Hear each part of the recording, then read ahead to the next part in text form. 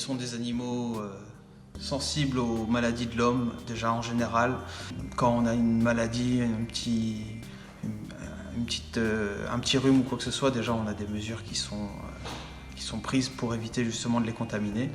Alors là, en période de coronavirus, on a pris des mesures un petit peu plus grandes. On a réduit l'effectif. Il a été divisé par 2. Normalement, on est 2 sur le poste. Là, maintenant, on n'est plus qu'une seule personne. On fait en sorte de toujours porter un masque dès qu'on est dans les coulisses, dès qu'on s'approche des gorilles, dès qu'on manipule la nourriture des gorilles. Et surtout, on porte aussi des gants. Alors, dans le groupe de 4, on a Lengai, qui est le dominant du groupe. Juste en dessous, on a Manza, qui est, on va dire, son meilleur ami. Ils sont proches tous les deux depuis maintenant 8 ans. Et ensuite, on a Meru, qui est le demi-frère de Lengai, qui a 1 an de moins. Meru, c'est pour moi le plus intelligent. C'est celui qui trouve en premier en général la solution à un enrichissement.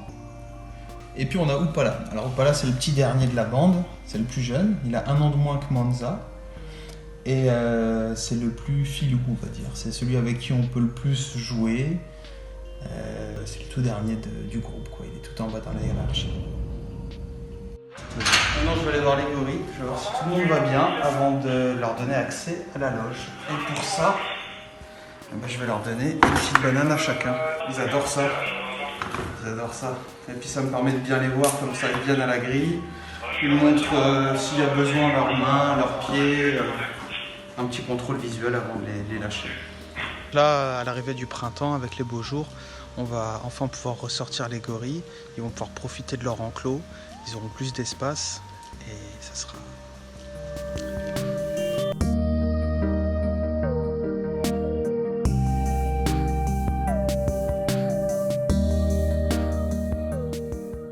On a Lodi, c'est le père de Doui et le père de Tupai. Alors c'est un gros mâle, mais il est super sympa. Par contre, c'est une flippette, il a peur de tout. Il a peur des loutres, il fait 10 fois leur poids, voire 20 fois leur poids, mais il en a peur. Après, il est super intelligent et il est très très amical avec les soigneurs.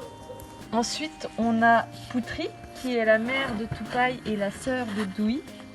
Alors elle, c'est une fille, hein, donc elle a un sacré caractère, mais elle est quand même sympa.